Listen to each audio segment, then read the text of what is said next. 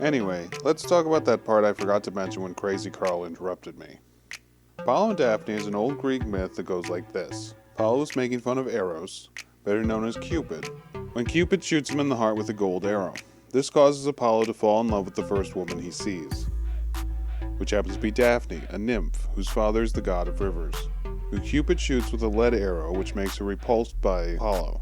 So much so she pleads with her father, the river god, to do something, and he turns her into a tree. This plays out in forwards for our Apollo Sydney, as he's shot with Cupid's arrow in the dirt, but in reverse as the girl is a tree first, then disgusted with Sydney, and shot with Corby's lead arrow at the end.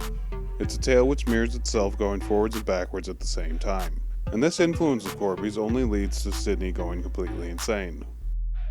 It wasn't my fault. The magician did it. Honest. Prospero the magician. First we're a bird, and then we're an island. Before I was a general, and now I'm a fish. Hurrah for the magicians!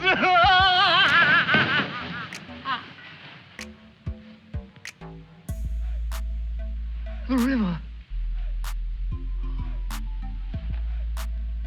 It's blood, Mac. He speaks of its own alchemical transformation before running off into the woods.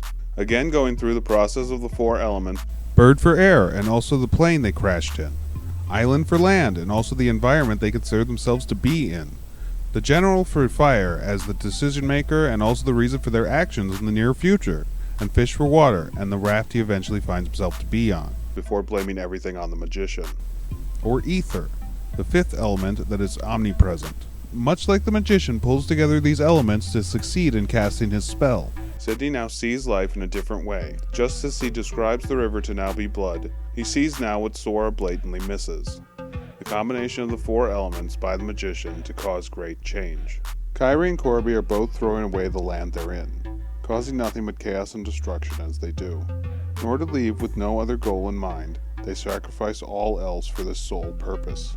Perhaps killing those enemy soldiers was necessary, just like Sora kills his island mates, just recently turned heartless with no regard for what he's really doing. Sydney awakens to this fact, that he's being played. Except his part has already been done, and the magician in both worlds is able to move forward unhindered.